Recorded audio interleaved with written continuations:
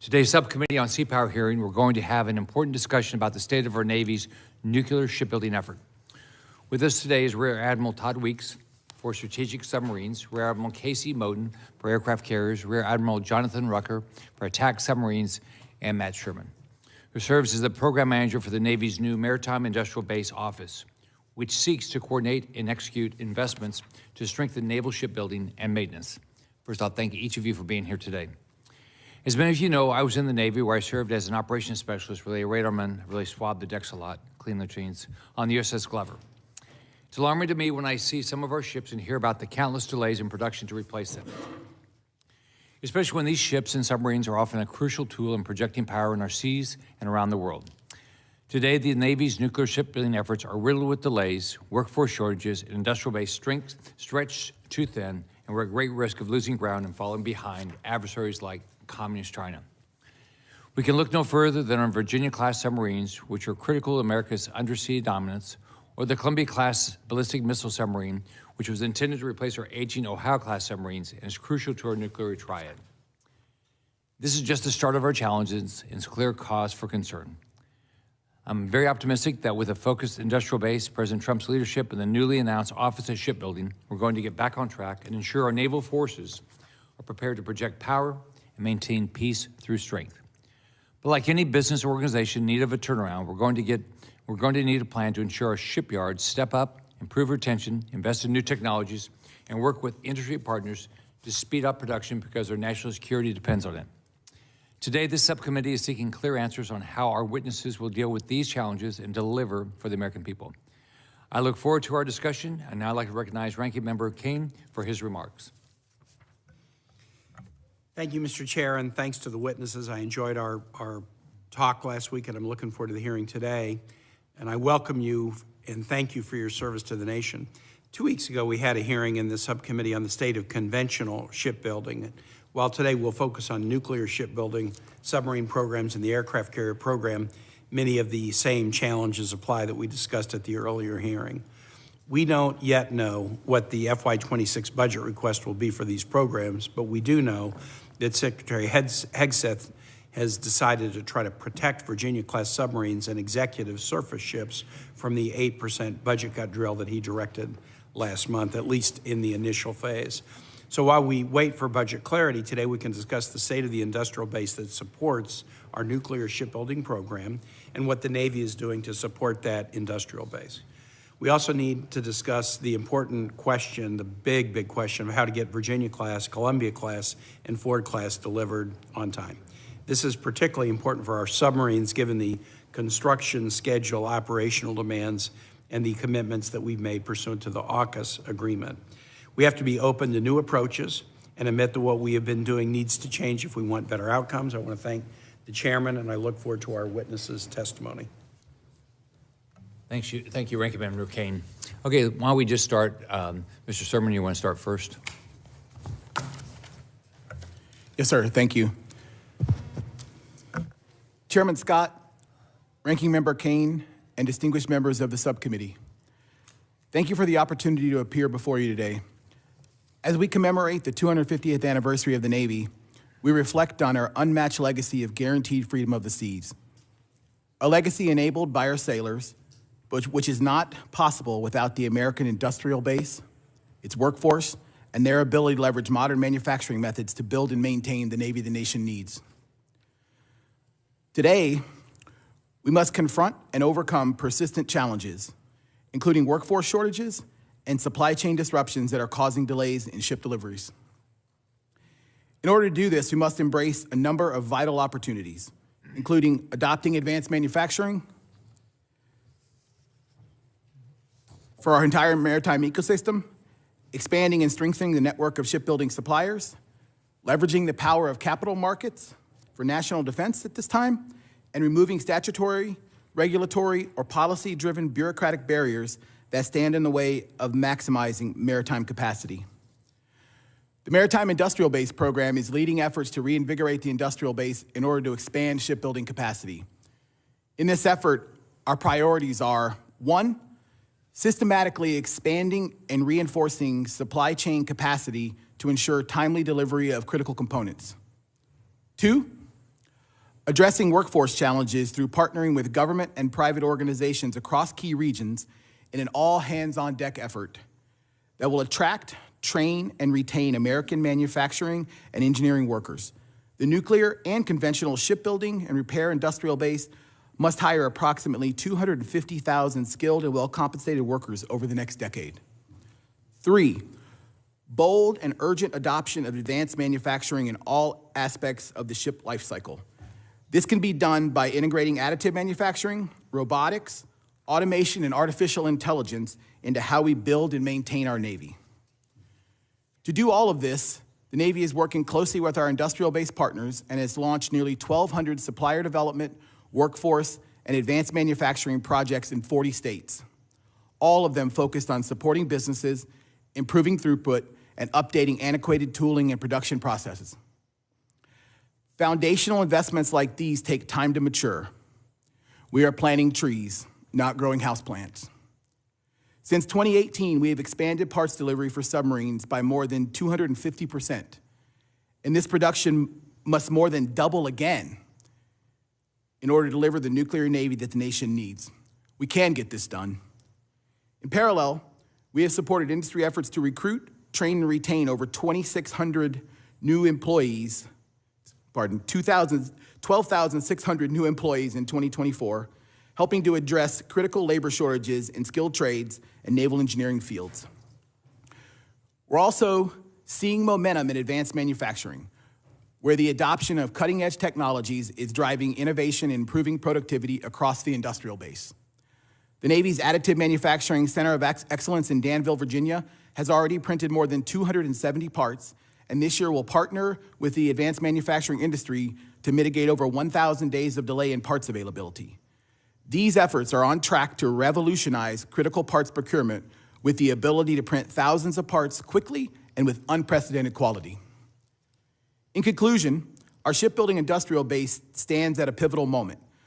Thanks to strong congressional support and by investing in our workforce, infrastructure, and manufacturing technology, we can ensure that the United States Navy remains the world's premier maritime force, not just today, but for the next 250 years and beyond.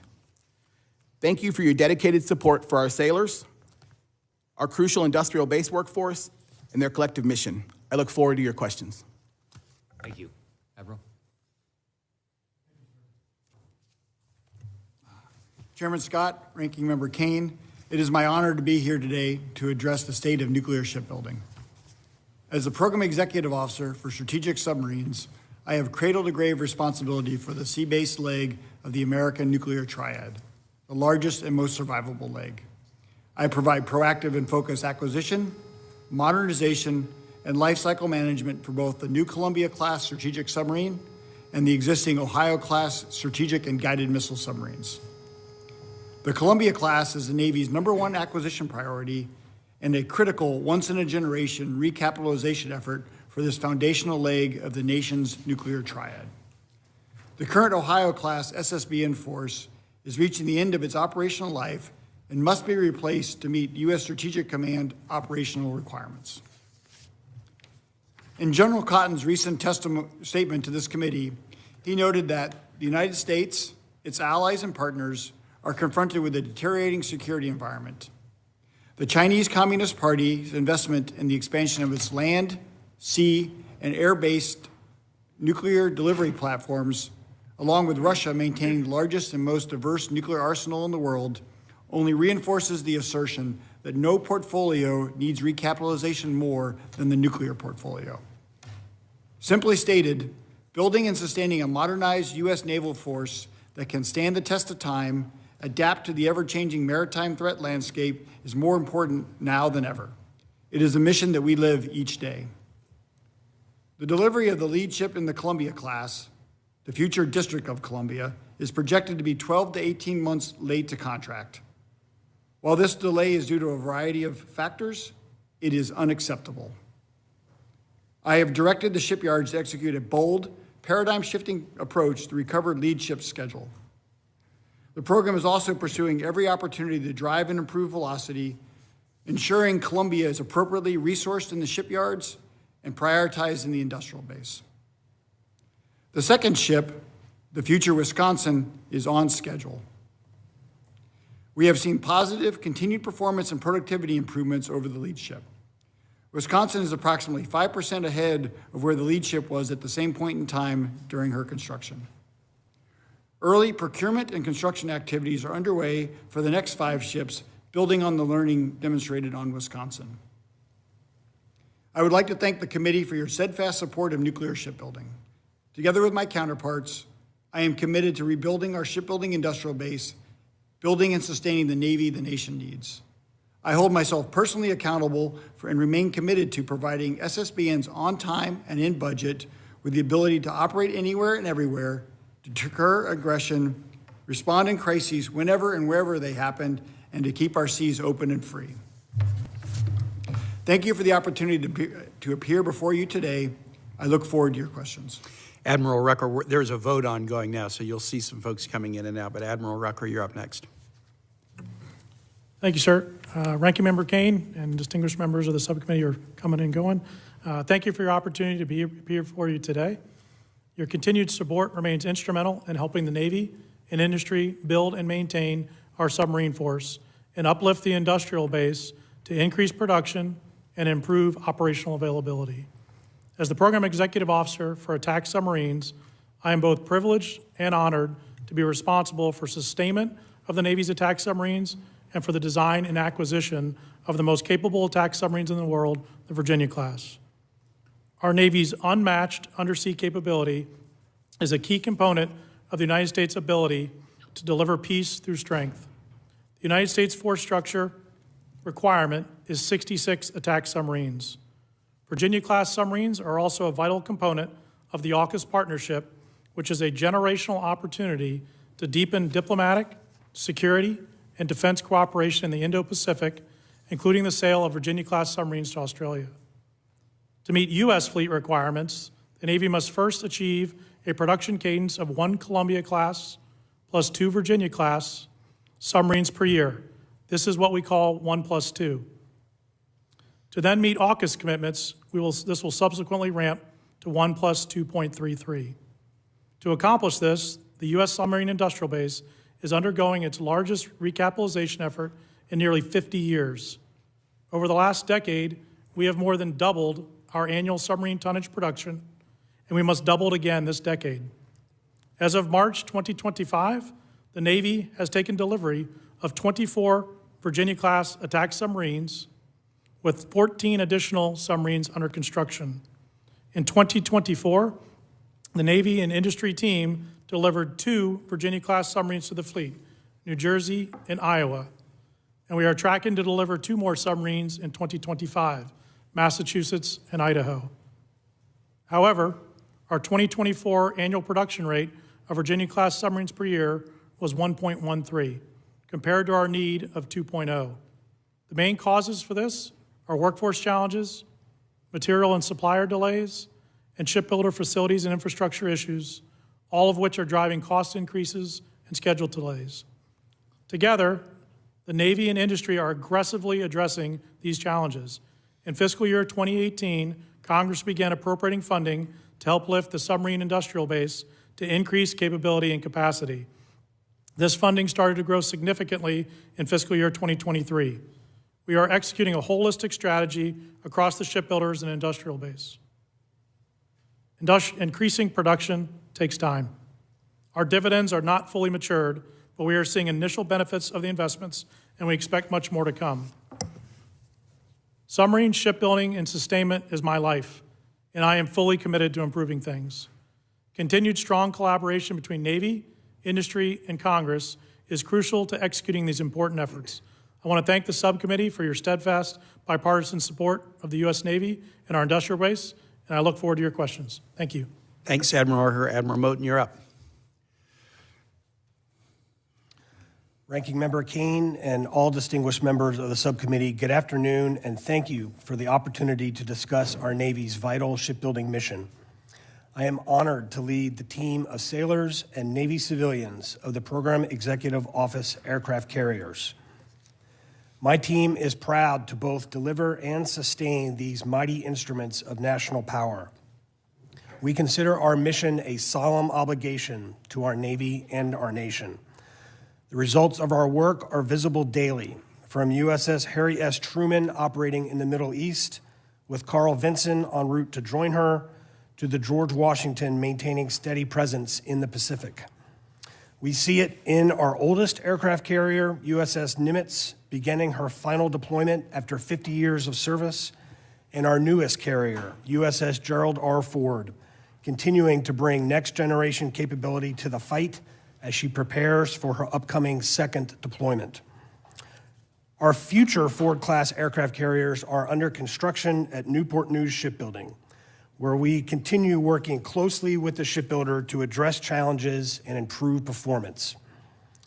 CVN 79, the future USS John F. Kennedy, is 95% complete, but delivery is pressurized by remaining critical path work. Supply chain issues have impacted CVN 80, the future USS Enterprise, with sequence critical material delaying the ship. We are rigorously incorporating all lessons learned into production. CVN 81, the future USS Doris Miller, is early in construction but has benefited from earlier material buys and an innovative dry dock modification that will allow simultaneous carrier construction. The Navy and industry are responsible and accountable to improve this performance. With my partners here at this table, we are attacking shipbuilding challenges with investment and improvements in our industrial workforce, supply chain resiliency, and shipbuilding infrastructure. Specific to carriers, we have transitioned new construction to digital products, implemented projects to expand and distribute production capacity, made focused improvements in critical system production techniques and worker training and efficiency, and accelerated the adoption of advanced manufacturing. Our guidepost remains our statutory force structure requirement of 11 aircraft carriers, the most survivable, lethal, and adaptable airfields in the world. As an enterprise, we will deliver JFK to the fleet on the fastest possible path to combat readiness. We will continue to stabilize and improve class shipbuilding production. In service, we will continue to improve overhaul and maintenance, and we stand ready to extend the service lives of these 50-year platforms as appropriate, as we have already done on Nimitz and Eisenhower. We will do all of this working collaboratively with industry, knowing that we are accountable to every citizen for providing the protection they deserve. I want to thank Congress and specifically this subcommittee for your steadfast support of our Navy, our sailors, our shipbuilding mission, and our industry that enables it. I look forward to your questions. Great. We will jump in. I'll begin with a 5-minute round of questions. I know then the chairman should return promptly and I'll go vote. Let me ask a question general before I get into the particular platforms, which is the adjudication of resources and workforce to these 3 very important platforms. Columbia class, very important. Virginia class, very important. Carrier, very important. You cite some of the reasons for delays or not being able to do the work we need to do in a timely fashion, and the reasons you cite are similar: supply chain issues, workforce issues. As you work together with the 2 primary shipyards, how, from a Navy standpoint, how are you sort of prioritizing and adjudicating the progress on Virginia class vis-a-vis Columbia, vis-a-vis Carrier? If you could talk about that, please. Sir, I'll just briefly open up by, obviously, all of the platforms are important. It has to be in all of the above strategy. Columbia is clearly our highest program priority, but the carriers bring an essential mission, and Virginia is critically important to the fight. We work together. We have to do what makes our programs most efficient, but we work together every day, ensuring that our plans for both shipyards support construction to meet our objectives for both. We work with Navy leadership to ensure that we do that.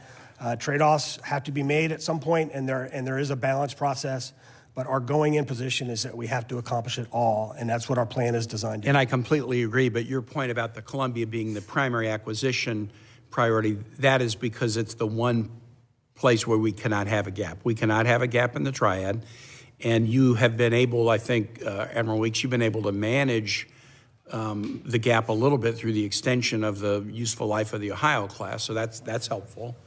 but Columbia has to kind of take lead as we're trying to adjudicate because this is an area where no gap is really allowable. Is that correct? Yes, sir. So I 100% agree with everyone. We work very hard to make sure that the programs don't come into competition with each other, because the only people that lose, or the only thing that loses when we do that is the American people. But absolutely, Columbia is the Navy's #1 acquisition priority. And as you state, we are doing select service life extensions for our Ohio-class submarines to make sure that we have sufficient margin to make sure that we continuously meet the STRATCOM requirement for 10 operational SSBNs. Yes, Great. sir. Thank you, Admiral Rucker. Please give us an update on the status of the contract for the 2 FY24 Virginia-class option boats and the $5.7 million in emergency funding Congress provided in the CR for FY25. Thank you for the question, sir. I would also echo the importance of all the programs. Where we stand right now is on the FY24 ships, which is 2 boats, as well as the $5.7 billion. We have finished up primary negotiations. We're finishing up documentation, as well as getting final approvals, answering questions for the various stakeholders to be able to support awarding the contract in the near term. And when you say near term, give me some estimate of what near term means. Yes, sir. Right now, as we finish up answering questions, making sure that the documentation is correct.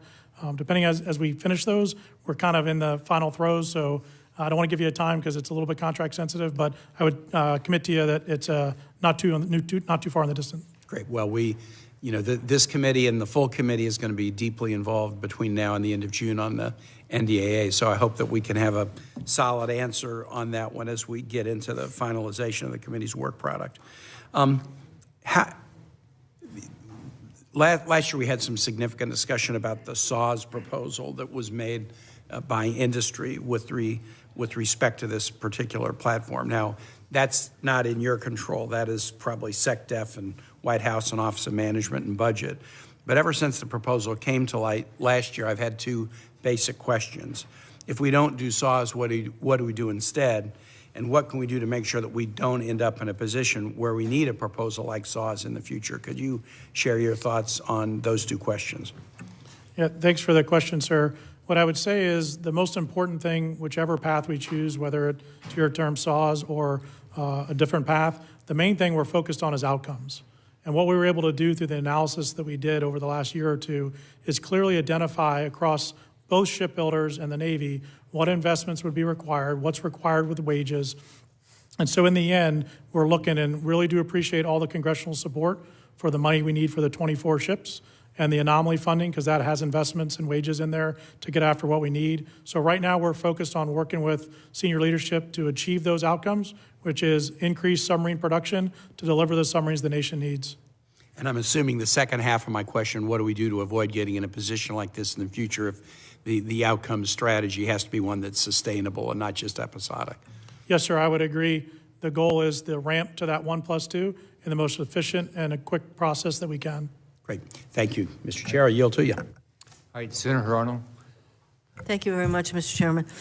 Mr. Chairman, several reports highlight significant workforce shortages across the U.S. shipbuilding industrial base, particularly in skilled labor necessary for new ship construction.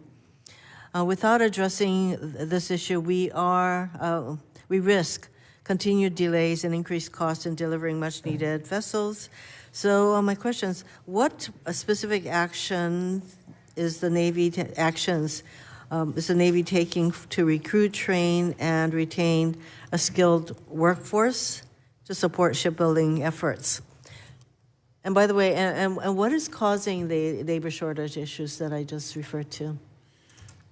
Thank you, ma'am. I'll actually hit the second question first because I think it frames out the overall answer.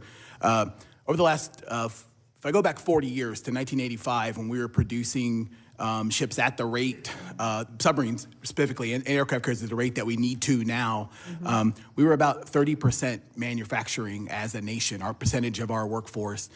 Today we're about 12. So in a more service-based economy, it makes competition for people, for resources, really challenging.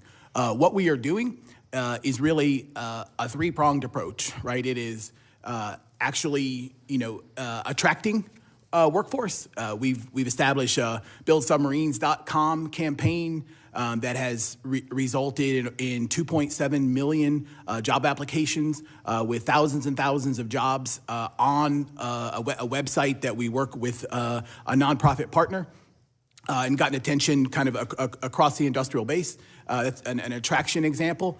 In training, we've worked both with the shipbuilders, now working with the public shipyards as well, starting relatively recently with the formation of the MIB program, and working with supply chains across 6 of our most intense regions to support partnerships between community colleges and those supply chain partners to do that. And then finally, retention. We have additional work to do here, but our critical team that's building and maintaining our nuclear ships should be paid more than the service industry wage, and that over time that wage that wage gap that we had for many years has gone away, and so we're interested in addressing that, but also very critically, we have to train supervisors. Another thing that causes retention issues is inexperienced or poorly trained supervisors, and we have the least experienced supervisors that we've had at any point in our history that we can mine data for, and so we have to address that issue as well. I mean, clearly, without an adequate workforce, and you have retirements, you have people, all of that you have to be very focused. And are you focused on the areas that I talked about? It doesn't happen. The workforce doesn't happen because it's a good thing. You have to be very intentional about getting the people you need and to retain them. So I conclude that that's what you're doing? Yeah, yes, ma'am. So one of the other issues is that there are always massive cost overruns. And so the estimates that we get for how much a ship will cost usually is way off. Is there a way that you can better tell us what the costs are so that we're not facing massive overruns due to basically an inability to estimate what the cost will be over time? Have you thought about using an independent entity to estimate the cost that might be involved? Yes, ma'am. Who wants to respond to that? I will do that, Go ma'am. ahead. In general, in shipbuilding, good cost estimates are key to informing the process. They're key to understanding the business case. I know that's recognized as the best case in shipbuilding. I know that GAO has recognized that and the business case itself as best practices for shipbuilding. So I completely agree. Our process is set up so that when we are getting ready to procure a new class or new ships, we actually have independent cost estimates. There's a team that we work closely with but does their own cost estimates. Depending on the buy, we often have other sources of cost. We talk to CBO and others. And so we do take several inputs, all designed to increase the fidelity of those estimates and improve our budgets. We then obviously have to perform. The other half of your question is cost efficiency, and clearly that's part of the national efforts that Mr. Sermon talks about, and that we're working at each of our shipbuilders to improve their cost performance. I can't tell if my time is, I think it is 20. So I will submit other questions for the record, Mr. Chairman. Thank you. When you contract with the private sector, do you mandate that they contract, or do they voluntarily bid and not do what they said they're going to do? So much. Voluntarily, you don't have a mandate that they have to sign a contract with you, right? Okay. Sir, it depends in which area of shipbuilding. I know certainly in aircraft carriers and nuclear shipbuilding, our shipbuilders, we have our two primary builders. For aircraft carriers, Newport News Shipbuilding is our only supplier. It doesn't mean that we don't hold them accountable. It doesn't mean that we don't aggressively look at their bids, but we do have to partner with them and collaborate as we do that. And I do believe that we can do both. Okay. Senator Telva, are you ready to go, or are you on? Okay, Senator Shaheen. Thank you, Mr. Chairman, and thank you all for being here today. I'm sorry I missed your testimony, so if you've addressed the questions that I'm going to ask, please forgive me.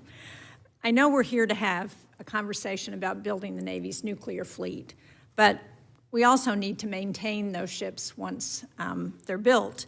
And that maintenance and sustainment mission is one that I'm very focused on because the Portsmouth Naval Shipyard is within half in New Hampshire and half in Maine, so we claim it. So, Mr. Sermon, how is the Navy prioritizing those SIOP investments to ensure that we have the public shipyards that are going to be necessary to maintain the fleet? Thank you for the question, ma'am. My organization actually works closely with the SIOP office on the intersection between those fundamental infrastructure investments in things like dry docks and buildings at our public shipyards, and how my organization is pressing to use additional advanced manufacturing. And so how do we put together the new facilities, the additional people needed with advanced manufacturing? So we're working very closely with them on that, and understand there's particularly at Portsmouth, as I happen to know, a very mature SIOP program ongoing, and tracking with them as the new dry docks come in, as the new buildings come in. How do we best leverage technology and the workforce efforts that we're doing across New England, frankly, from electric boat to BIW and with Portsmouth? How do we put all those things in battery together? Organizations really focused around putting all the things, the workforce, the manufacturing technology, and the infrastructure with these partners together for better results. Well, thank you. And as I'm sure you know, since you sound like you've been up to Portsmouth, the work that's going on there is going to make them much more efficient in terms of the job that they're doing, which will integrate better with the shipbuilding that's happening at BIW and Electric Boat. Yes, ma'am. I want to follow up on Senator Hirono's question about workforce, and I appreciated the comments that folks made about the effort to hire, recruit, and retain skilled workers.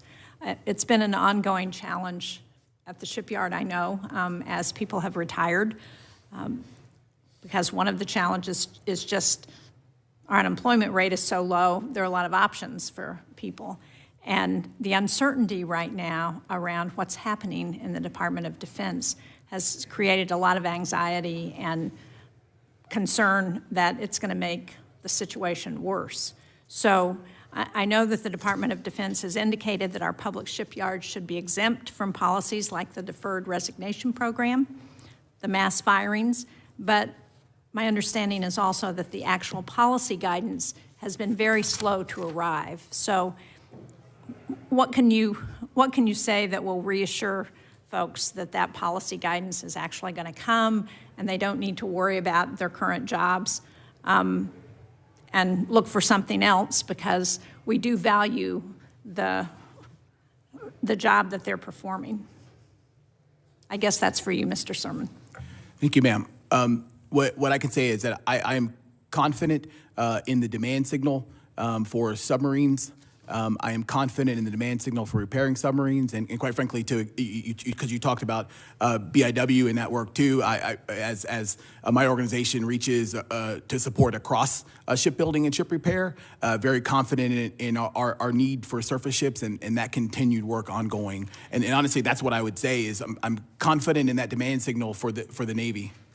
Well, I agree with that, but I guess it doesn't address the policy guidance question and the slowness with which the Secretary's office, I guess, has come down to reassure people that they're not going to be fired. I don't know if somebody else would like to address that. Ma'am, I would just offer at the general, I think all of us would agree that we need a strong professional workforce in shipbuilding and ship sustainment, including at Portsmouth Naval Shipyard, and all of our naval shipyards. And I think you mentioned the exemptions that have been announced for the public shipyard workers. I think all of us also earnestly have to agree, though, that we need to perform as efficiently as we can. I would just point out that in Portsmouth, they have been on time and on budget. Yes, ma'am. I would just close by saying that it's our job to do both, to have that professional workforce and to be efficient. Well, I would hope that when possible, you would urge that the policy guidance reflect that intent. Yes, ma'am. Thank you. Thank you, Mr. Chairman. Thank you, Chairman Scott, for this hearing. I hadn't been in this business long, but I've noticed the shortcomings of shipbuilding since I've been on this committee and Armed Services Committee. We build components for submarines, the Columbia class and the Virginia class at Austell and Mobile. Probably most of you know that. It's pretty new to us, but I've noticed the recruiting, as the Senator was alluding to, workforce. I know Austell has gone out and gone through fast food joints and everything else trying to find welders and people that can actually work and understand it. So it's an ongoing process. Admiral Weeks, how does this module production support your goal of increasing submarine construction rates? Sir, thank you for that question. So as we look at the constrained capacity in our primary build yards, it's really important that we recognize that broadening that shipbuilding industrial base, or the shipbuilding base beyond those 2 yards, is really the opportunity we need to be able to, again, bring more folks to bear, bring different geographical regions to bear, and alleviate the strain on our primary yards. Right, and that will then allow them to do most efficiently what only they can do, which is things like outfitting, final assembly, and testing. So have we seen an increase in production by doing this? Yes, sir. Yeah. Sir, it has been, anytime you put something new in a new facility that's not done that kind of work before, you expect that it's going to take a little bit of time to come up to speed. And that's exactly what's happening. But we are now, especially with Austell, we've been on the path long enough now that we're starting to see the improvement that we expected. And both Admiral Rucker and I have been down to Austell multiple times, partnering with both Electric Boat and the company there to make sure that they're on track to get where they need to be, and they're doing well. Yes, sir. Yeah. You think it'll help us catch up with the Chinese and their expansion of their submarines? They're flying past us. You think it's going to be possible for this type of procedure to really help catch the Chinese? Yes, sir. I think it's absolutely critical that we expand our industrial base. That is the only way we're going to be able to compete. Yes, sir. Thank you, Admiral Rucker. What can the Navy and Congress do to accelerate outsourcing of modular production? Thank you for the question, sir. I agree with everything Admiral Weeks said and the importance of outsourcing. Where we stand today, we have a goal by 2026 to get up to about 7 million man-hours annually. That's equivalent of a surface ship destroyer from our submarine yards out to the industrial base. As of end of 2024, we were at about 3 million hours, so we're about halfway there. As Admiral Weeks said, we've been down to Austell. They've already delivered the first 2 large submodules for Virginia class. They've got 3 more they're working right now. The next one's going to be delivering this summer, and then they keep on going. We need that strategic outsourcing to increase the overall capability and capacity for large structural fabrication, machining, electrical. So we're going to continue to work with the shipbuilders to ensure that we can execute that efficiently and effectively. Admiral Moton, any thoughts on strategic outsourcing as a method to increase our shipyard output? Yes, Senator, I completely agree with my colleagues on the importance. I think it's a critical part of our strategy to, as you say, to improve our pace of shipbuilding. I would note in the example of Austell, the aircraft elevators for CVN 80 and 81 are both being built there as well. So we've done that closer to Hampton Roads. Outsourcing has been an important part of Newport News shipbuilding strategy to improve on aircraft carrier production. They've gone to several suppliers to help with construction of modules, including a site just across the river in the Hampton Roads area that's focused on adding real estate and the ability to do panels more quickly to support our carrier shipbuilding. So I agree, it's critical. Now, visiting Austell, I noticed that, especially in submarines, nickel is a huge part of very important parts of the submarine. And our supply chain there, any 3 of you, can you give an update on, do we have a better supply of nickel now? Is it getting worse? Because we don't have a lot of nickel in our country. Anybody want to answer it? Mr. Sermon? Yes, sir. Thank you for the question. Nickel, is, as you point out, sir, is among the fundamental metals and alloys that we're continuing to work with OSD, Office of Secretary of Defense, to take a very careful look at and address as you pointed out, we do continue to have both price fluctuations, which are of course related to supply, but committed to addressing those, sir. Thank you. Just one other question, if I could, Mr. Sherman. The Navy and Capstone Investments put $150 million each to buy land from Alabama Shipyard just recently, which is just next to Austell. Can you describe how this partnership came about and what's your plans for growing the industrial base using, this land? Do you know anything about this? Yes, sir. I'm familiar, and thank you for the question. We talked about outsourcing, and we understand, as Admiral Rucker and Admiral Weeks pointed out, we're about 3 million hours into that outsourcing that we have to do annually. We have to get to 7.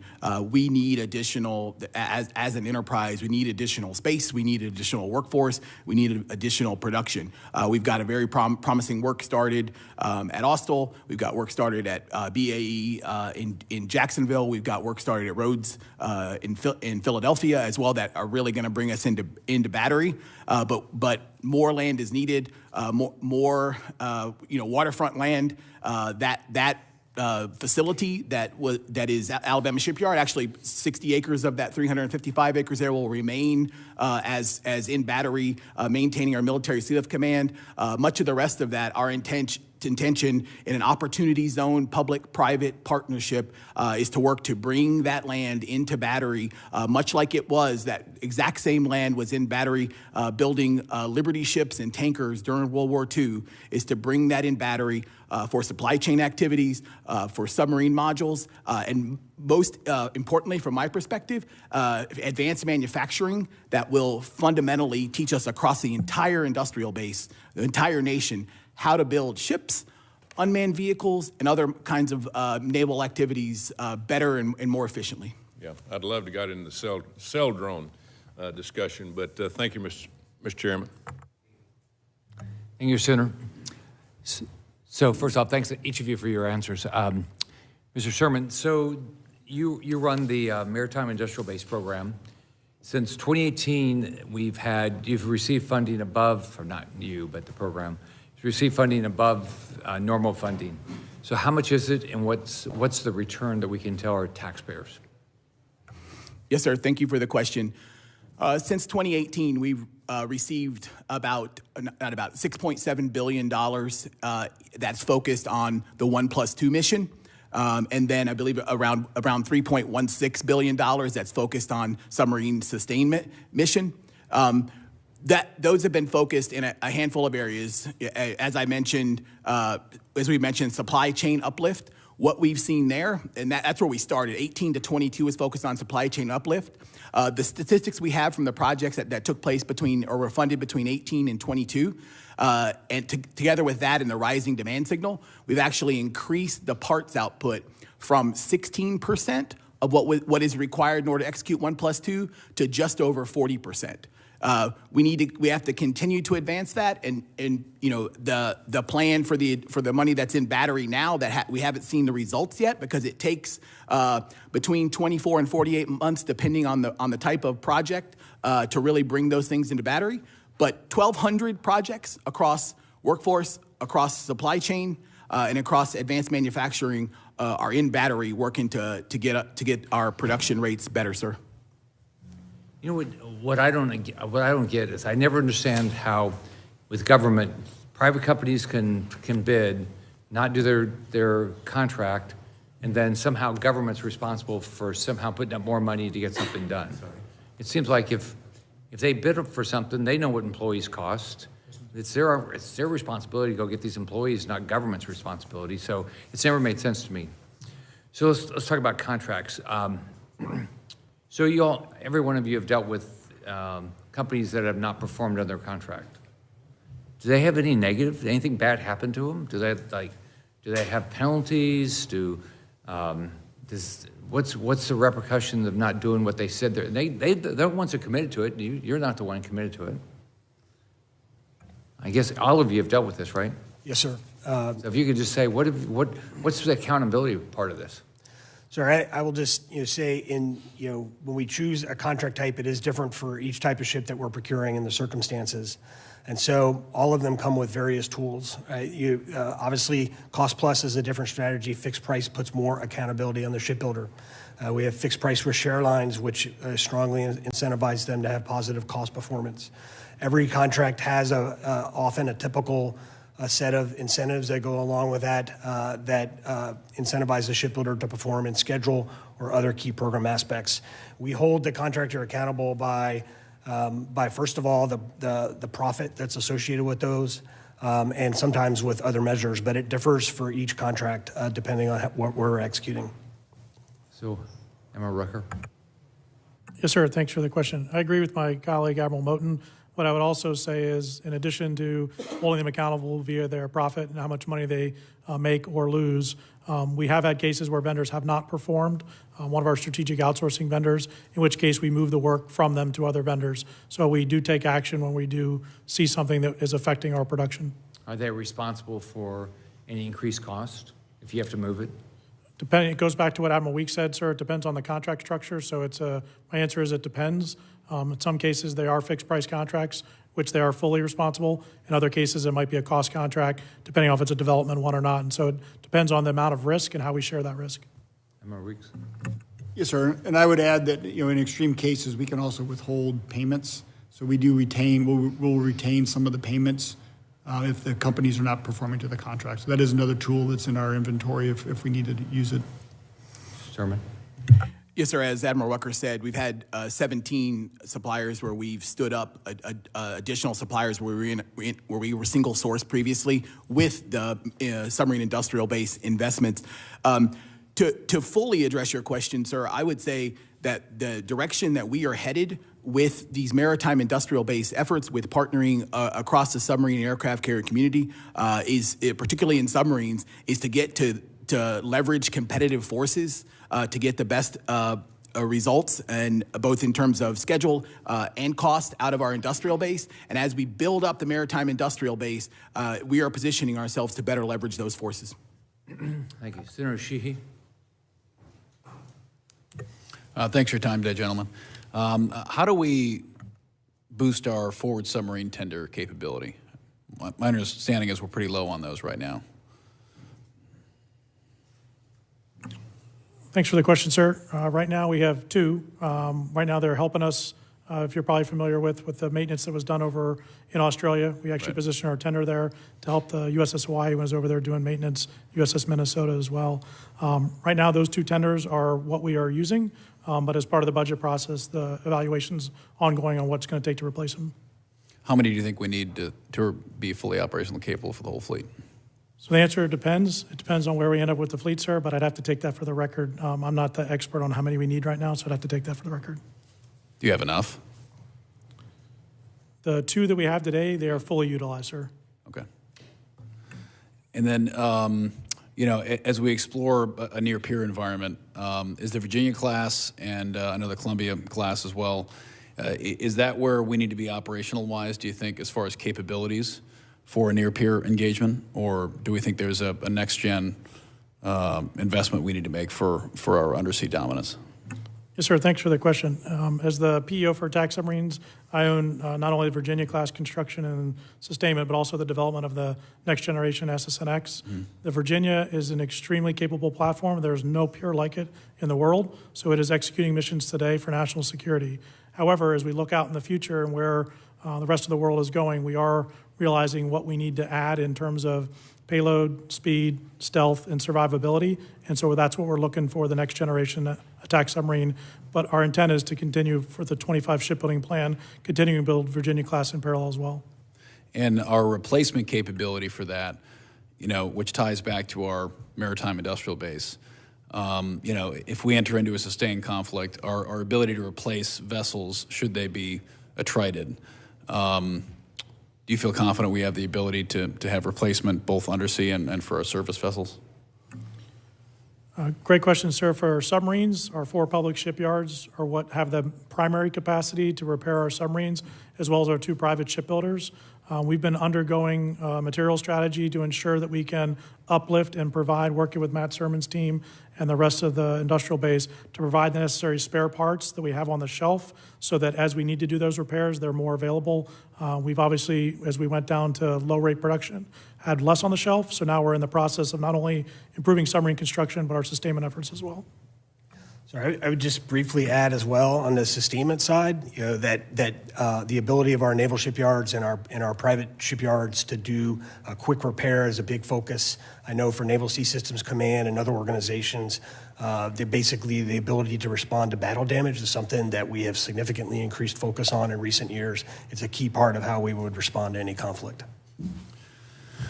Yeah, and I think my concern is, we've become very comfortable, in the not near peer environment where, we may have damage, but my biggest concern is when it's a near peer conflict and we're losing ships, i.e. they're destroyed and sunk, and our ability to replace those at a rate higher than the adversary. Right now, our adversary builds vessels 230 times faster than we do. So the advantage we had last time we had a big naval war in Westpac was our ability to replace those vessels rapidly.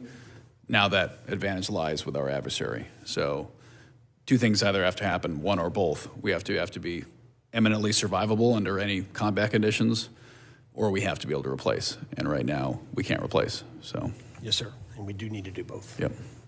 And then one final question. I think as we see relatively low intensity conflict, with our naval combat in the Red Sea, what have you learned as far as I don't think we've had any major vessel damage from that, but of course we've had magazine replacement, and we've had to keep those ships combat operational. Are there many lessons that you've gleaned from the fleet now that we've actually seen for the first time in decades some pretty steady naval combat that we can adopt quickly?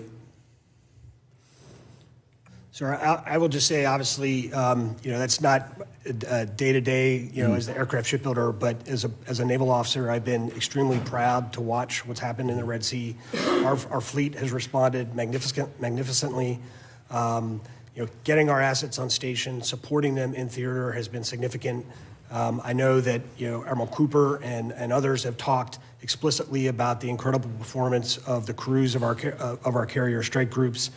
We are learning on the fly. We are outpacing anyone's ability to keep up with us as we adapt to the tactics and techniques that have been used and made improvements on the fly to ensure that our entire Navy force out there is able to respond. And obviously, so far, it's been successful. And so we have learned a lot, but we have a lot to be proud of as well. Thank you. Mr. Blumenthal. Thanks, Mr. Chairman. Thank you all for being here today. Thank you for your testimony and your service to our nation. I want to begin on submarines. I was at the commissioning of the Iowa on Saturday. As always, with all the commissionings and christenings, a stirring and moving event, and a tribute to the great workforce at EB. I was talking to Mark Rea. I'm sure you're familiar with him, and he seemed pretty optimistic about the progress on hiring enough of the skilled workforce that are necessary in the thousands. Is that your assessment as well, Rear Admiral Rucker? Thanks for the question, sir, and good to see you again. Good seeing you at the Iowa on Saturday.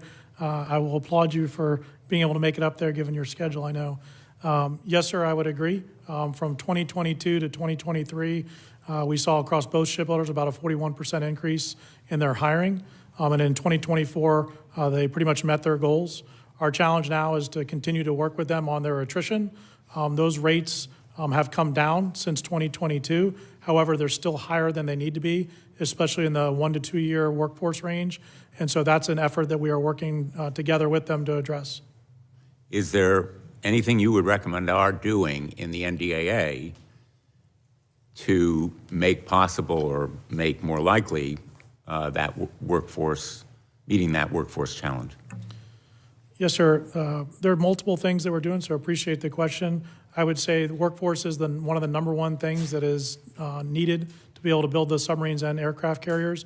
Wages is one of the top things, and so appreciate Congress's continued support and the funding that came in, the emergency supplemental, the $5.7 billion of that, about $520 million of that is specifically to go after wages on current contracts across all three of our programs. And that's something as we move forward, we can hopefully be able to continue to do that so we can pay the people that do the work what they should earn and deserve to earn. They're in the midst, or they're beginning contract negotiations with a number of their unions, I believe, and I think that's very important to meet the goals and challenges of their workers in an era of rising prices and possibly even higher prices in the future. Let me ask you, if I may, on the subject of cost. Both the Columbia-class and the Virginia-class programs depend on nuclear-grade skill, high-yield steel alloys, other kinds of extremely specialized materials coming from a supply base that has shrunk over the last few years. I think in the 1980s there were 17,000 suppliers. Today they're around 5,000. Will tariffs impact the costs of producing our nuclear submarines? Senator, thank you for that question. As I'm sure you're aware, the vast majority of the components that go, certainly into the Columbia class, but also the Virginia class, are American-made components. The Navy anticipates that there may be some cost increases associated with tariffs. However, it's really too early to be able to assess what those might be. I'm sorry, maybe it's going to be up to the suppliers to determine what the... No, sir. I mean, the Navy, as we have worked together with industry to evaluate what the, as costs change and go up or go down, depending on what market you're talking about. Again, it's all sort of rides, all the things we procure for the, certainly in the commodity space, like steel and things like that, really do ride on kind of what the market is, right? And so as the things sort of ebb and flow, our ability to work together with industry to be able to evaluate what the impact would be to our program specifically. So we really don't know at this point? We do not know, yes, sir. Let me ask you, what is the timetable for the Columbia currently being constructed and the next two, if you can tell us? Yes, sir. So lead ship, District of Columbia, right now we are projecting it to be 12 to 18 months late to contract. However, we're taking action right now to accelerate and recover as much schedule as we possibly can. The second ship, Wisconsin, is currently on schedule. So we're on schedule to deliver that ship at the 80-month contract. The next 5 ships, we're really in the early construction phase of those, so we have not yet, we're not in a position yet to be able to evaluate where they are relative to the delivery schedule. However, all the activities that we have going on right now are all on track. So just to be more precise, the Columbia will be ready in about 2027? Sir, it'll be closer to 2029. 2029? Yes, sir. And the next, the Wisconsin, what year? So Wisconsin will deliver in 2032, but I will. 2032? Yes, sir. And the one after that, the Groton? So that, sir, would be in 2034. 2034. Sure. Let me, I recognize I'm out of time. Mr. Chairman, maybe if we have a second round and I can stay, I'll come back with more questions. Thank you. Thank you, Mr. Chairman.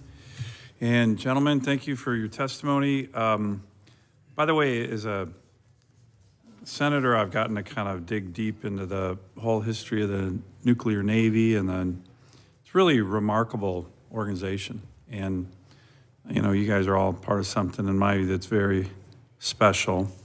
It started out under some really unique leadership with Admiral Rickover, and then the systems in which we continue today have a long-term billet assignment for the admiral in charge of the nuclear Navy, an 8-year assignment. So one of the things I tried to do last year, and I raised this in the hearing 2 weeks ago on conventional surface shipbuilding, is saying, hey, why wouldn't we want to do something similar on shipbuilding. I asked Vice Admiral Downey on NAVC, from NAVC, should we make the NAVC billet like the head of Navy nuclear reactors, 8 years, and that way he can actually oversee shipbuilding. It was interesting, I didn't know this, but Admiral Downey said, well, NAVC is a 3-year billet, but it often gets extended, which actually kind of makes my point. So last year, I had a provision that this committee passed and voted on, pretty strongly bipartisan vote, that got in the Senate's NDAA bill for having NAVC to have an 8-year billet, just like the head of Navy nuclear reactors. So that individual, and then be done, retired, can actually seriously oversee shipbuilding, not have to look at your next billet assignment. What do you gentlemen think about that? I think Admiral Downey kind of liked the idea. I like the idea. I think we're going to reattack it again. Big Navy stripped it out last year in the conference with the House. I have no idea what the hell the House was doing, but the Navy didn't like it for some reason. Why? Why wouldn't we want to do that? It works for you guys.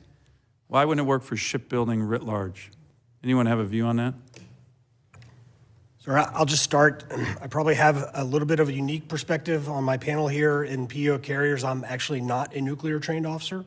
I have immensely enjoyed working with naval reactors over the last 2 years in the job and have been incredibly impressed with it. Do you think part of their impressiveness is the fact that the head of Navy nuclear reactors has an 8-year billet and I do, sir. retires I'm pretty certain, much? I'm certain that steady, capable leadership is part of their success. Absolutely. Would that help in shipbuilding? Longevity, the ability to see programs through a long period of time, I think is always helpful. People often bring up other factors such as being change agents and bringing fresh sets of eyes. From my perspective, But if your fresh set of eyes are leaving every 3 years, you're... Yes, sir. It has to be looked at from, for every job. From a PEO's perspective, I certainly trust Navy leadership to balance that properly. Yeah. And Not always. That's what they'll do. Sometimes we know what we're talking about here. Yes, Sometimes we don't, but sometimes we do. Let me move on to another question. I just literally walked out of a meeting with Admiral Caudle, and we were talking about this same issue. He mentioned to me from 1960 to 64, the United States produced 41 boomer strategic submarines, 41 in 4 years. So we can do this. We all know we can do this. But we had a lot more shipyards back then. In the last 30 years, the number of public shipyards has been halved, leaving 4 and only 7 private new construction yards still in existence. Only 2 what's more concerning is that we have only 2 private nuclear shipyards, and both of those are on the East Coast. The good news is there's very strong bipartisan support right now in the Senate and the House to help the Navy fix its shipbuilding crisis. And now you have the support of the President of the United States, who in his State of the Union has said he's making this a priority. Do we need more shipyards? Do we need West Coast shipyards? And if we did, I think this Congress would say, how many? We'll pay for them. What do you guys think? Open any and all.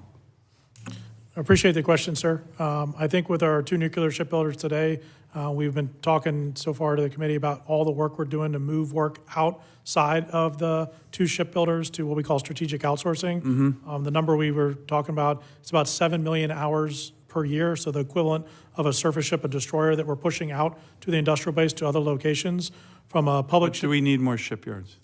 So the shipyards, we're actually evaluating that right now, sir. We have a joint study going on with the Secretary of Defense's office, the Cape, as well as the Navy that will be finishing up, and we're in evaluation right now of what will be required. What do you think, Admiral? I actually am, and have the team that's running that study, and I'm waiting to see the final results, so I'll be able to get back to you later this year, sir. Admiral Weeks?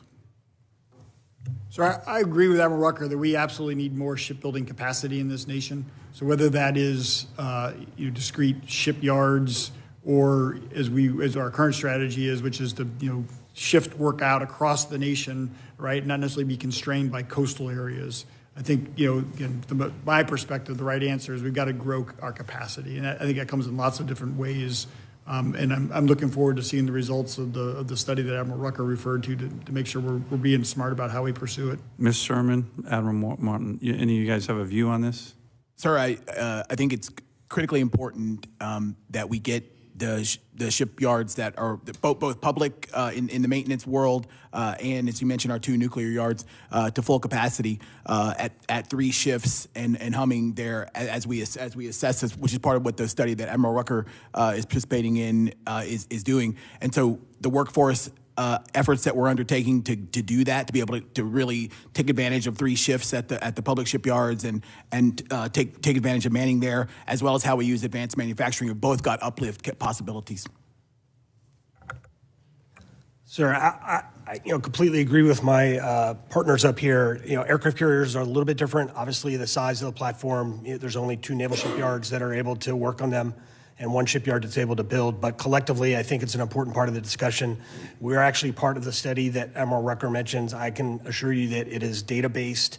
It is, looking hard at the future capacity and the future workload, and it's going to inform the right decision, I'm sure. Sorry, Mr. Chairman, just one final question on aircraft carriers. We have 1 company in America that can build aircraft carriers, is that right?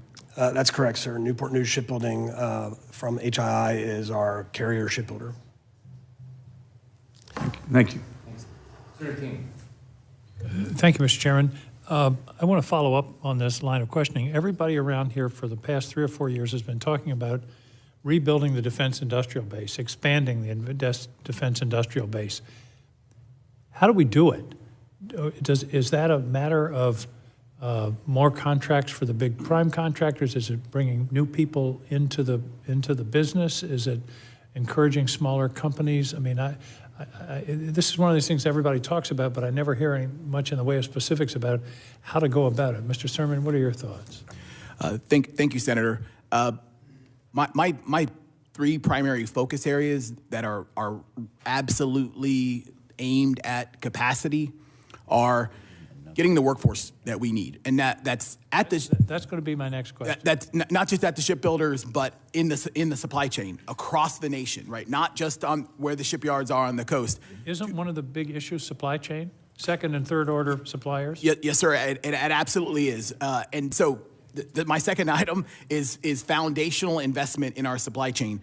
We have, in the submarine community in particular, about 70% of our critical suppliers are single or sole source, meaning we don't have a backup method. So getting a backup supplier, or getting that supplier to where they're very competitive, both in terms of schedule and cost, is crucially important. But one of the problems, we've had testimony before the full committee that smaller companies have given up trying to contract with the Pentagon. It's so burdensome, slow, so much paperwork, and we're losing the opportunity to develop this capacity in anything but larger entities. Yes, sir. I think it's absolutely necessary for us to lower some of those barriers to entry, to get more suppliers in. One of the ways we're pursuing that is through advanced manufacturing. We see that, as we know, to get to the full 100% capacity required for the 1+2 number that we use, that we're going to require many additional components across the industrial base. And when we look at capacity and look at workforce and look at what our foundational infrastructure is, we know we'll need advanced manufacturing for that. What are the bottlenecks in the Columbia program? Is it suppliers? Is it electric boat? Where could we poke to improve the throughput? Yes, sir. I'll address that as the PEO for Columbia. So it is all the things that Matt Sermon said. It is absolutely supply chain challenges. I would offer that because of the unique authorities that we have with the Columbia program, so the advanced construction, advanced procurement authorities, we've been able to minimize some of those impacts, though we do still feel them. We also have the challenges in the shipyards themselves, right? The workforce, the green workforce we have in those shipyards, their ability to not be as efficient as they need to be. Those are also pacing us. And then unique to Columbia, at least on the first ship, is we have the first of class sort of learning that you always have with the first of class. So we're working through those as well. Let's talk about workforce. You fellows have mentioned it 2 or 3 times. I believe we're headed into a time when workforce is a huge barrier now. I was with the building supply companies in Maine today, they have workforce problems. Everybody's facing workforce problems. And we always talk about wages. I think, Admiral, you mentioned wages. But I believe we're going to have to start talking about things like childcare and parking, because those are the things that are necessary in order to enable people to get to work. And I hope the Navy is, and I know they are in some cases, thinking about those kinds of, that's a legitimate part of the workforce proposition, is these kinds of ancillary benefits, if you will, to attract workers that we need. Yes, sir. I would 100% agree with you. Congress did a great job in the FY23 NDAA about talking about workforce incentives and matching with the shipbuilders and our industry partners when we establish contracts. We've been putting those into some of the most recent shipbuilding contracts, and many of those are looking at things such as childcare, parking, quality of supporting the workforce to then allow them to be able to be the most effective and efficient at their jobs. And that has to be part of it. Mr. Chairman, I want to associate myself with Senator Sullivan's comments about tenure, tour.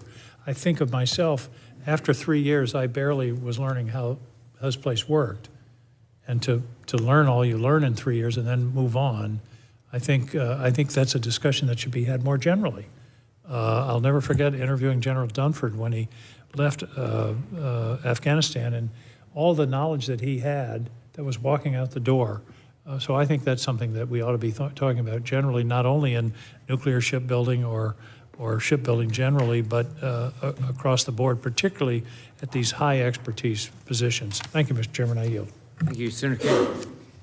I don't want to ask about the content of these communications, but I just want to ask sort of the fact of communications. Have any of you been consulted about how the proposed shipbuilding office at the White House should be composed and what mission that they should take? Sir, I'll say that all of us had the opportunity to actually review the draft executive order for the White House Office of Shipbuilding and the other measures that are in there, and we were able to provide feedback, so it was very positive that we had the ability to do that and continue to have feedback. I know at kind of the higher secretariat level, there's active discussion going on that process and how that's going to work. We're supporting that process from our level as PEOs. Great. Yeah, I don't want to ask about the content of communications because that's really for the executive, but the fact that you've been consulted, that's a positive and been offered the opportunity for feedback. Admiral Rucker, talk a little bit about the collaboration going on with the Australian shipbuilding industry around the Virginia-class program. Yes, sir. As you mentioned earlier, the importance, and I kind of talked about the importance of the AUKUS partnership, both of our allied partners. To be successful in the Indo-Pacific, AUKUS is a key tenet of that. I've been fortunate. We have our AUKUS Integration and Acquisition Office currently led by Ms. Atkins, but just in the last 2 weeks, I got to sit down with the entire UK leadership at the 1 to 2, 3-star level to have an update with them on what we're doing with our capabilities jointly. And then as part of AUKUS, both the Australian Submarine Agency and the Australian Submarine Corporation was just over 2 weeks ago meeting with them. So far, we're seeing great efforts that they are leaning forward with the workers that are at Pearl Harbor Shipyard, about 154 of them.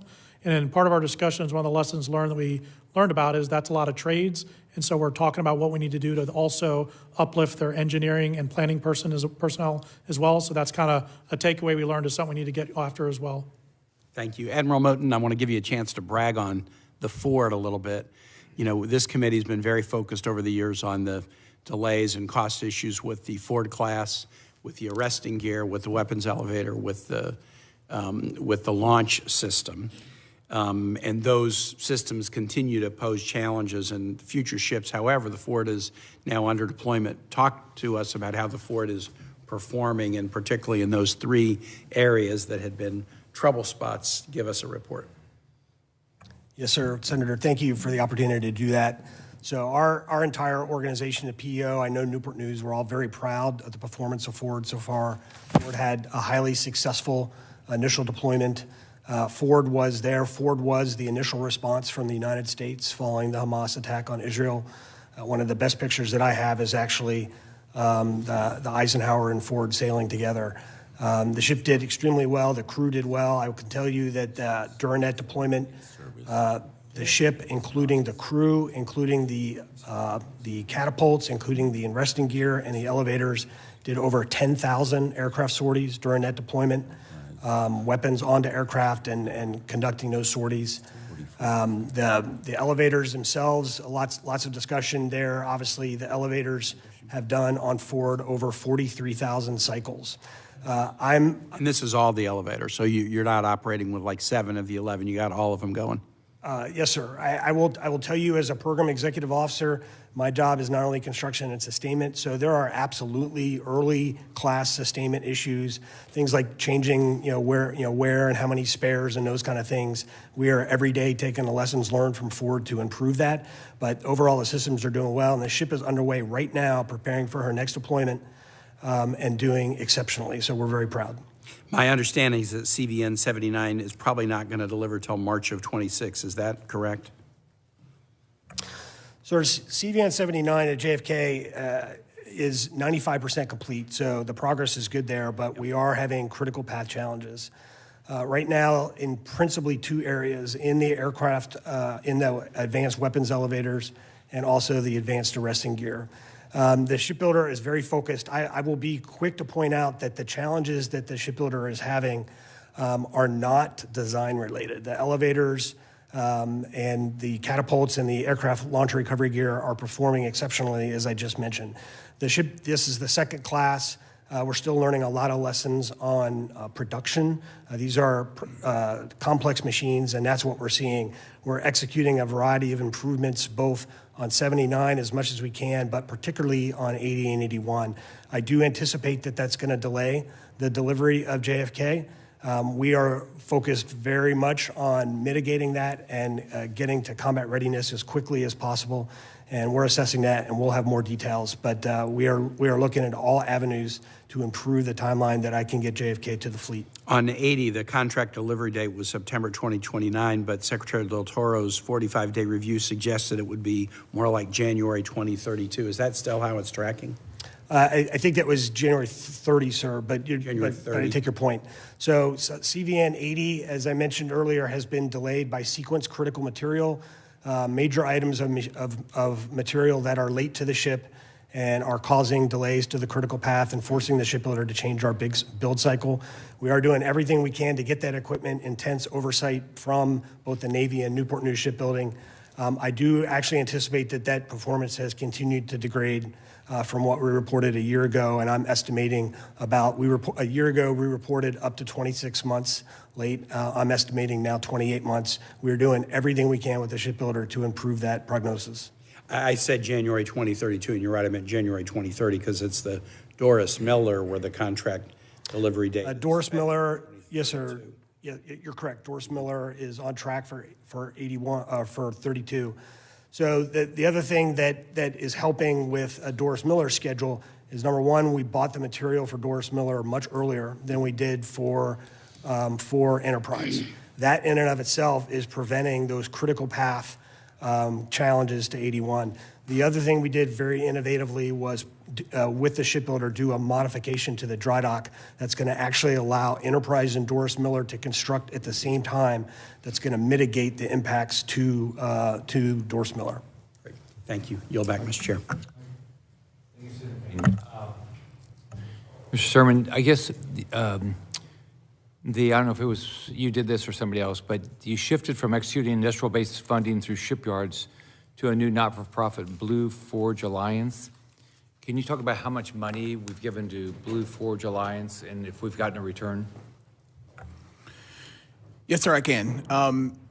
So over the course of, since 2023, we have done approximately 200 supply chain projects, as well as numerous workforce efforts, as well as coordination of our advanced manufacturing college, bringing together colleges and our technical community efforts via a nonprofit company called Blue Forge Alliance. That company has about right around $2 billion that has flowed through it to the industrial base. On the efforts I talked about, primarily on supply chain projects. Right, the company is a nonprofit. The company has a overhead rate and an execution rate that is actually less expensive for executing these projects than we had as we were executing them with the shipbuilders.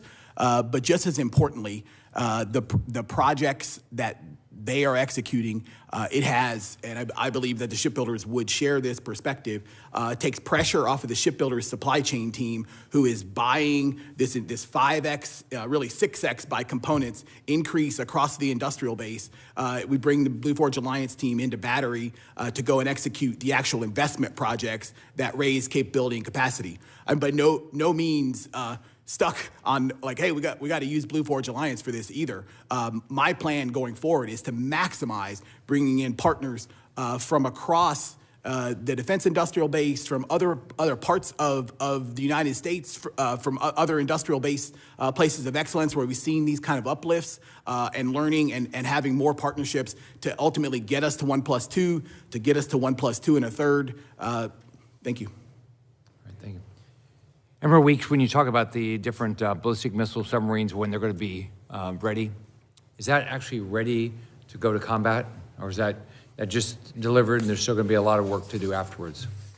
Yeah, so the dates I was quoting earlier were delivery dates out of the shipbuilder. There is another, approximately 18 months of time it takes from when the ship is delivered till it's ready for first patrol.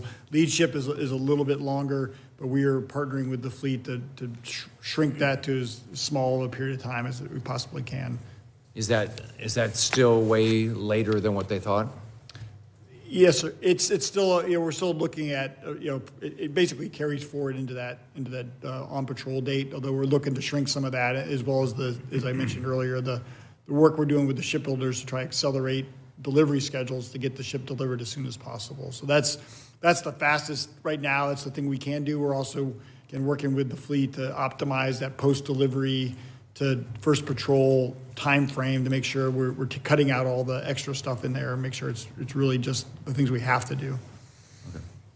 Well, Moton, so how many shipyards can we build at nuclear aircraft carrier, and how many do we have? Sir, given the size of the aircraft carrier and the specialized facilities, we only have one shipyard in the United States that's capable of building them, and that's Newport News Shipbuilding under HII. Okay. And could they be built overseas? Are there shipyards overseas?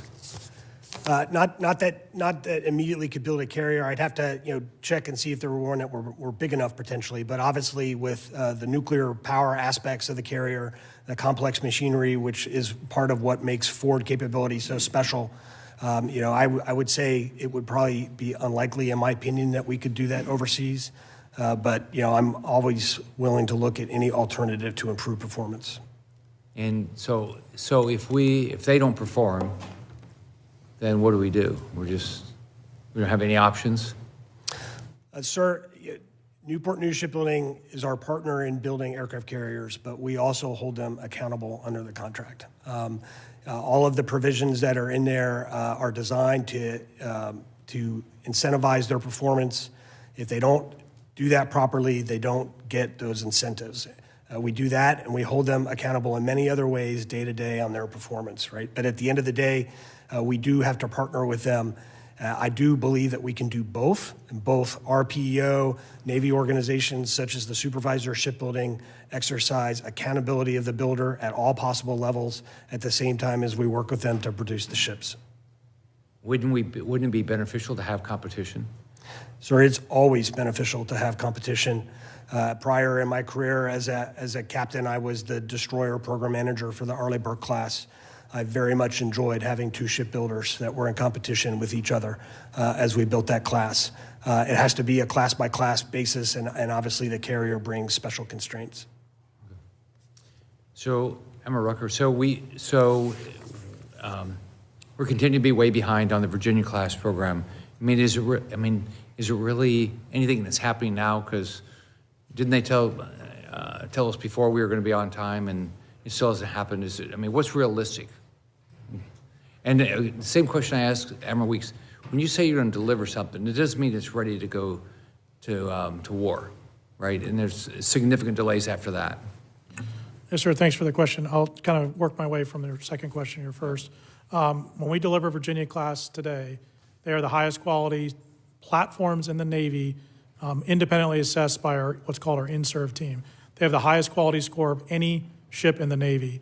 From the time we've delivered them, we've worked with the fleet based on the fleet's needs to actually deploy multiple submarines. So both New Jersey and Rickover both deployed before their post-shakedown availability, and Iowa's on track to do that this year as well.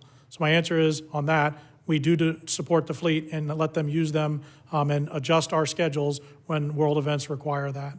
Where we stand today on production, sir, we need to continue to improve. It's both an issue with the supply base and at the shipbuilders.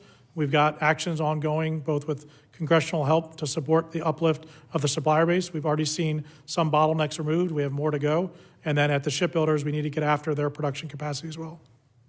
So we're producing a little over one a year, right? And what are we funding? Are we funding more than that? We have funded two, the Congress has appropriated two and authorized two in the past. The 25 budget has one that's in there. The advantage of that one, which I've talked on the record before about, is right now the production system is what I would say is out of balance across manufacturing, kind of the steel production, outfitting, and final assembly and tests. We need to get that back rebalanced. We actually slowed down portions of the production system that were at a 2 per year rate to make sure the whole system could then be uplifted together. And so that one boat in 25 allows us to resynchronize and rebalance the production system. And then going forward, the 2 per year rate that we anticipate doing allows us to do a more efficient ramp up to get to the 2 per year that we need to achieve.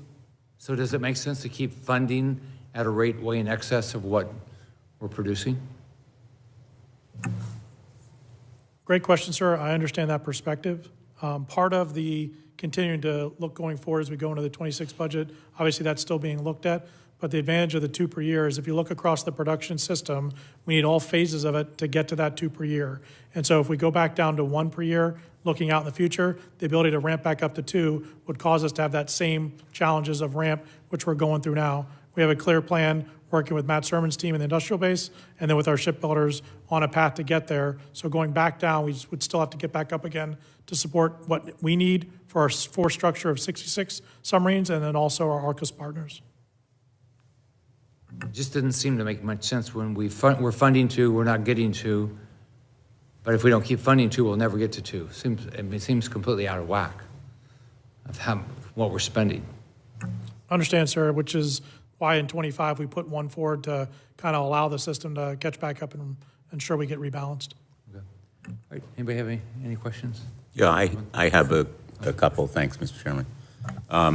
If I understand correctly, we funded 1 for 25, but we're funding 2 for the successive years when we hope to be back on 2 subs a year. The current PB 25 shipbuilding plan has 2 per year in it right now. Yes, sir.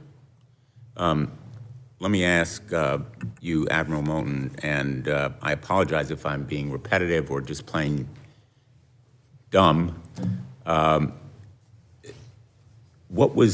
far behind was the Ford on schedule? In other words, how far behind its scheduled completion date was it? Sir, actually, I will have to take that for the record. I do not, having been the PO only 3 years. I do not know the original schedule date for Ford, right? It was certainly behind. It delivered in 2017, but then also it delivered in an incomplete state and required the Navy several years through our Make Ford Ready program to get it ready, right? We have to do better than that. And understanding the challenges that we're still having, we have to continue to improve. It was unacceptable. I don't have the original delay number. I'd have to get that for you, sir. Is the JFK behind schedule? Sir, the JFK is largely complete except for critical path work, primarily in the weapons elevators. Well, I know I heard you say that, but when was it supposed to be delivered? Sir, its current contract date is this summer. It's supposed to deliver this summer. There have been some changes in JFK's schedule over time. The Navy shifted the plan on how we were going to take delivery of the ship. We also made a decision to pull a lot of the work that we had done on Ford after delivery into earlier on JFK.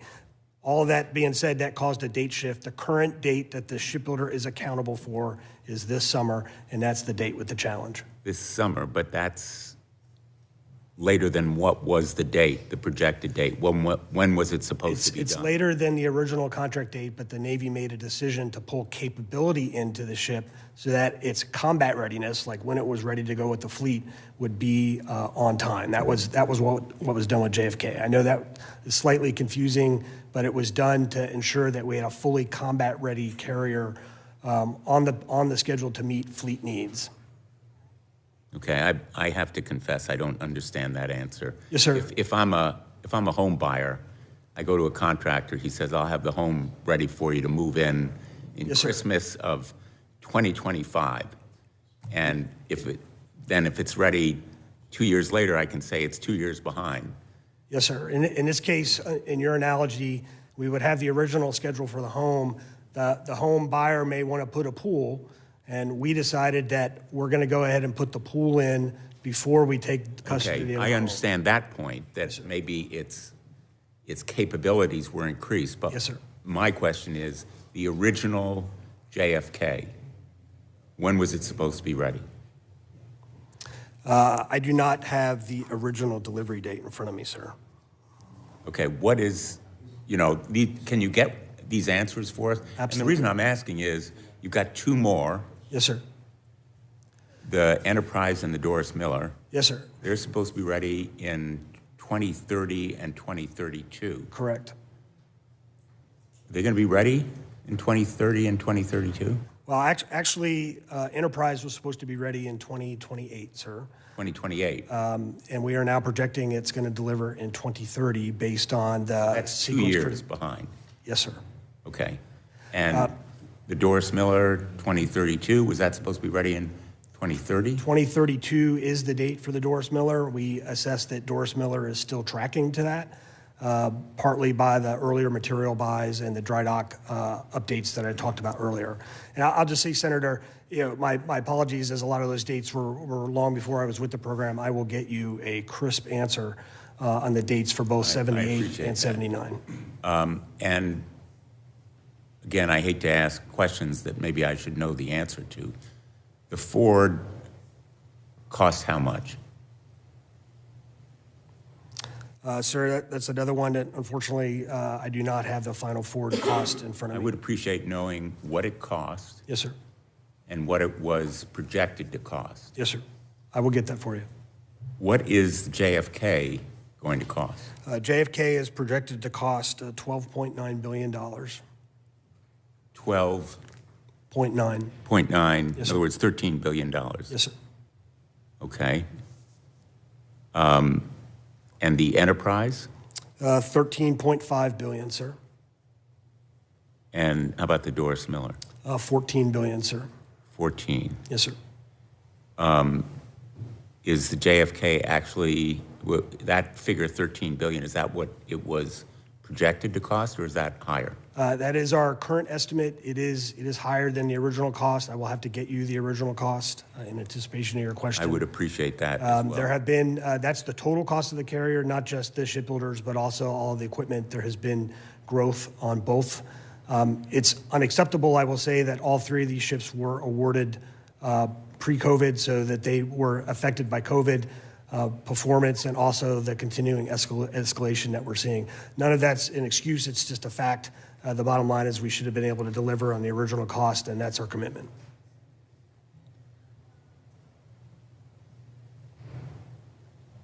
Okay. Have you done an analysis of, if you could give us this, what was the starting date, what was the original cost, what's it now, right? And then what the reasons? And then the last one for me is, okay, so if they didn't do it, the people that were responsible, I mean, do they suffer anything? Yeah, that was actually, Mr. Chairman, thank you for anticipating my next question. Were there any penalties for the cost overruns or delays? And again, going to my analogy on the house, somebody said, I'm going to get the house ready for you in Christmas of 2025, and it turns out it costs twice as much and it's delayed by 2 years. I would say, hey guys, I'm not going to pay you what I promised to. You're going to have to pay. You're going to suffer some penalty. And to go to the chairman's question, I think that's one of the questions I had. Were there any penalties? And will there be penalties for the cost overruns on the JFK, the Doris Miller, and the Enterprise? Yes, sir. So first, Senator, I will absolutely get you the question that you asked for. In terms of penalties, the way that the contracts are set up, Ford was a little bit of a different, as the lead ship, Ford was a cost-plus contract. And that's kind of a separate discussion. For 79, for 80, for 81, those ships are fixed-price contracts with what we call an incentive share line, and where basically the shipbuilder's profit is degraded as their cost of building the ship goes up. So they are absolutely paying a cost penalty for the shipbuilder cost growth on those ships. How much does their return or their profit go down? Do they absorb all of the cost overrun, or? So the way that to immediately absorb all of it would be what we call firm fixed price. For shipbuilding, what we often do, including on Ford class, is what we call a fixed price incentive fee. There's a target that they are supposed to hit with a target profit associated with that. And then we share either the overruns or underruns. So if there's an overrun, for every dollar in the overrun, the shipbuilder has to basically eat a certain amount of that out of their profit, and then the Navy pays. It's part of how we balance risk with the shipbuilders. It changes from contract to contract, but the contract is basically the same. So the chairman is a business person, so he can ask this question a lot better than I. But my question is, what is the percentage of profit on these ships? It differs from ship to ship, sir. Again, depending on kind of where you are in the class, it's a different construct, right? I could certainly give you an example. I think typically a typical ship percentage for profit may start out as perhaps 14% profit, right? And then that profit would degrade as cost performance degrades. If the shipbuilder of an aircraft carrier hits the target costs, for example, on the JFK, yes, sir, which is not going to happen, it would have been 14%. Do you know what it will be now that there have been some increase in costs beyond what it was supposed to be, cost overrun? Sir, I do know exactly where the Navy anticipates that the shipbuilder will end up in terms of cost and profit on that ship. That is a number that we typically do not say publicly in terms of reporting their returns. I would be completely willing to get specifics of those numbers to the committee outside of the hearing. But we do know precisely where we think their performance is and what the impact of that will be on their profitability on that contract. I would appreciate, I don't know how I don't want to be presumptuous here, but I would appreciate. You know what we should do is we can pull up, I'll get my office to do it, and I'll just send around to everybody. Let's get everybody's profitability of their public, most of them are publicly traded companies. We can just look at those numbers. And so you don't have to look at it it's not going to be perfect because they'll have all these different programs, as Senator Kane said, but that's one way to look at it. Yes, sir. Sir, we can absolutely get you to the committee. We can get the specific information. Certainly, to your point, sir, there's public information. I know that Newport News Shipbuilding has publicly talked about, declining cost performance and declining margins, including on their carrier work. They've said that in their own statements, and we certainly assess that that's true. It's just that for the specific numbers, we would get that to you separately. What I'll do is I'll get my team to just get all get approval of them. There's a lot of public, we can get it from all these analyst reports too. So I'll just get around to everybody. So all the ones that deal with, seapower. Great. That might be helpful. Thank you. Okay, anything else? Just two quick things. So one, this is a good kind of conversation back and forth about accountability and contracting mechanisms. So let me put one other contracting question into the mix, and I'm going to shift to something else. Block buys. So, I've been a block buy fan. You make a block buy, that should enable you to achieve cost savings by pre-ordering, supplies, et cetera, et cetera. But I wonder whether you have to factor in a downside to block buy, which is the block buys that were done, say, on Virginia class, were done at a time when we didn't know we were going to hit COVID and have big inflation. So you lock in a contract and you lock in a price, and then we had this significant inflation event that nobody was projecting.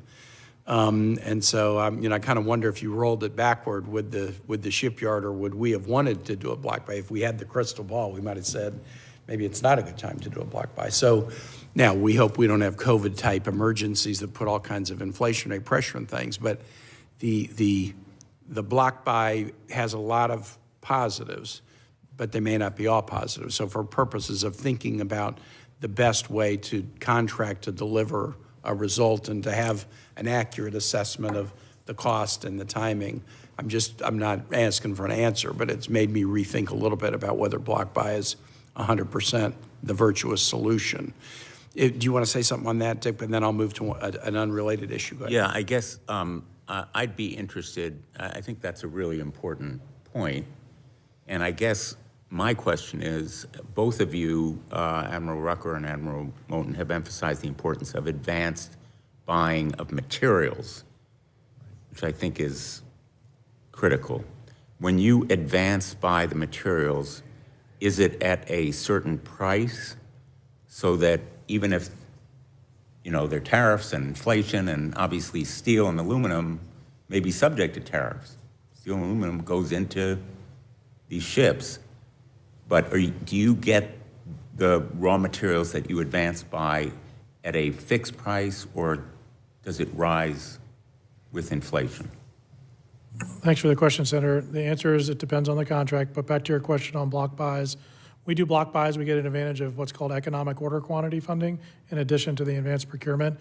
By doing that, the shipbuilders, when we negotiate with them and they go do it, they lock in forward pricing rates so they actually can get a reasonable bulk buy, kind of like a Walmart. So that is a benefit. The downside to your point, Senator, is if there is some type of catastrophic change, just like they can benefit from it, and they did in early blocks, that unpredictable thing can result in a downside, and then we have to work with them on what makes the most sense on how we adjudicate it. Please, go ahead, Admiral Moton. I would just add another tool that we have for the scenario you're talking about is something we call economic price adjustment that we put in many of our contracts. Often contracts have an economic price adjustment for material. And we do that so that if there's general market increase in particular types of material, some of that we are able to adjust the cost of the contract to account for that. We quite frankly do that because we found if we don't do that, the shipbuilder's perception of risk is oftentimes going to cause them to increase their prices possibly even more dramatically. So we consider it a risk balancing tool. The unrelated question I wanted to ask, Mr. Sermon, you mentioned in your opening testimony the additive manufacturing program in Danville, which is really designed to do two things. One, it's to train workers, that Danville cluster, to train the workforce, but also with additive manufacturing, it's also to come up with new strategies for dealing with supply chain issues. Is the Navy looking, I had heard that the Navy was thinking about doing another one in the upper Midwest, either Wisconsin or Michigan. Is that model something that the Navy is looking at dispersing more generally to try to help us deal both with workforce issues, but also to develop new technologies around innovative production through additive manufacturing of supply chain items and parts? Thank you, sir. Specifically, we are looking to leverage on the training side, and as you said, the accelerated training and defense manufacturing efforts in Danville that will provide 1,000 workers to the industrial base across the whole nation in steady state, which they'll be in next year, and we'll do that going forward. Has gotten we have had it critiqued and reviewed by the supply chain folks who've gotten those workers and have had outstanding feedback on saving 300 days in terms of workers getting to to full capability and capacity.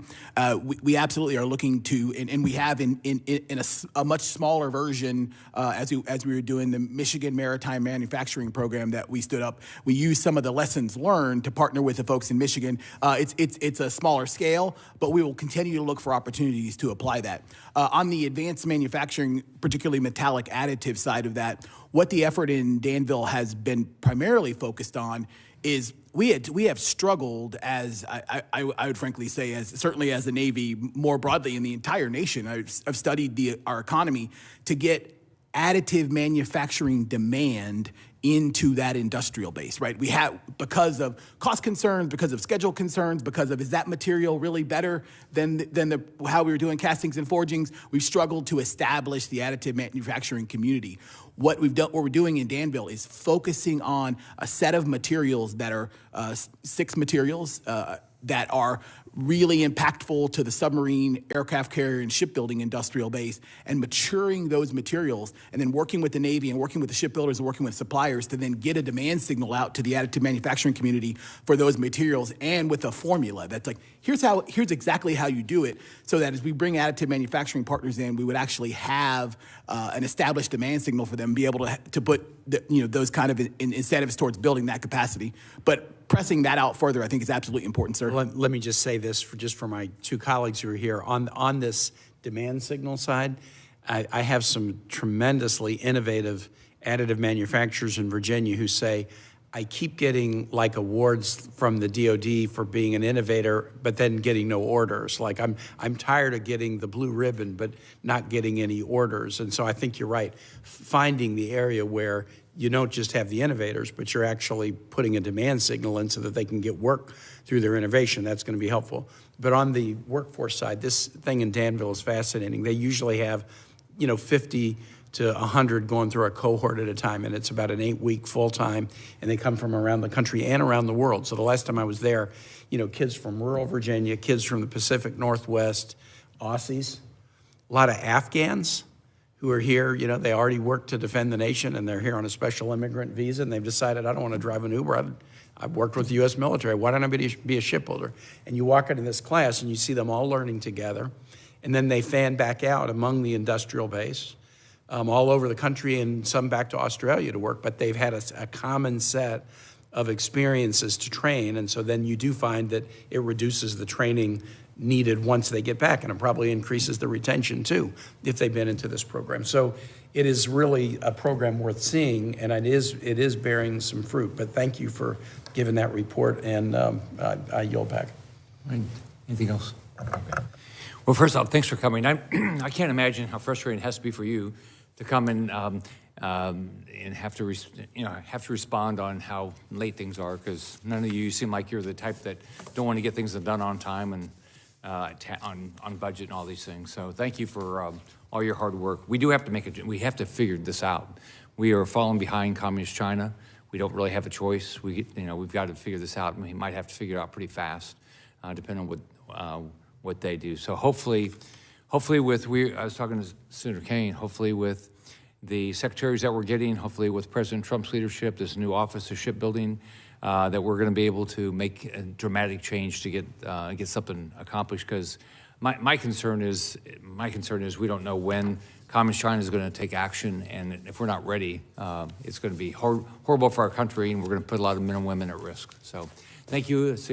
This adjourns the meeting, but we're taking. I guess we leave the record open for 2 or 3 days. 2 days, I guess.